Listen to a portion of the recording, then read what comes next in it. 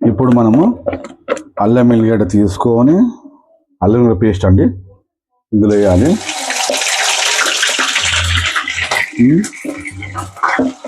తర్వాత కొంచెం లైట్గా పసుపు వేసి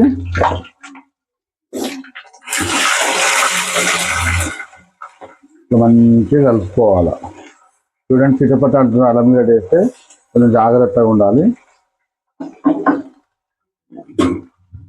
తర్వాత కారం పొడి,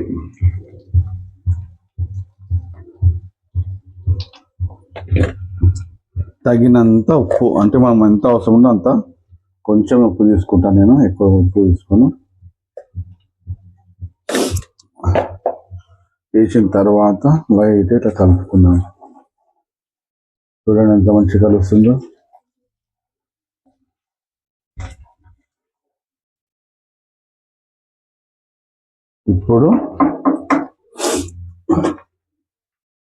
ఇప్పుడు మనం గరం మసాలా ఉంది కదా పట్టించుకున్నది మిక్సీ, అది ఇందులో వేసేసుకుందాం.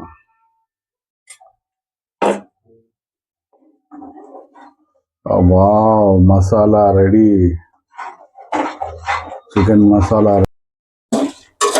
మంచిగా అన్ని చికెన్కి మంచిగా అంటేటట్టు మిక్స్ అయ్యేటట్టు కలుపుకోవాలి.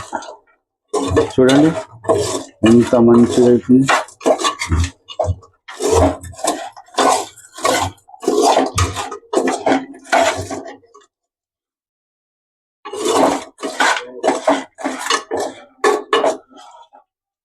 చూడండి చికెన్ పచ్చడి. నిమ్మకాయ వండుకుందాం. చూడండి నిమ్మకాయ ఎంత బాగుందో.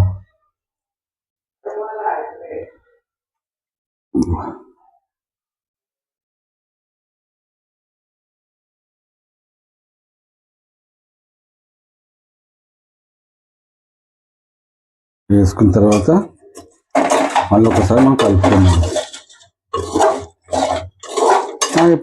చికెన్ పచ్చడి రెడీ. చూడండి ఎంత బాగుందో.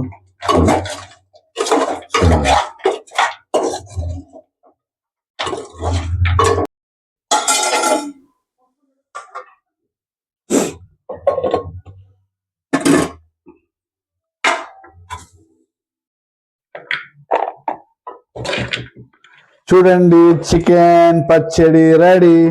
డైలీ యూస్ కోసం మనము ఇలా స్టోరేజ్గా డబ్బుల్లో తీసుకొని ఇందులో వేసుకుందామండి.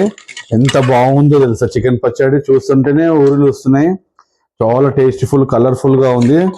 మసాలాలు బాగా పట్టాయి. చూడండి చికెన్ పచ్చడి ఇస్ రెడీ. నా ఇప్పుడు ఈటింగ్ తిందాం పదండి. చూడండి ఇందులో కొంచెం ఇది ఉంది కదా, కొంచెం రైస్ వేసుకుందాము.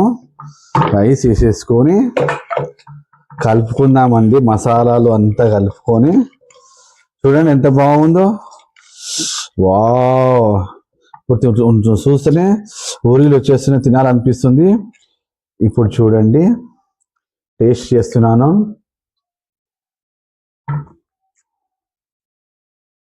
Wow, super.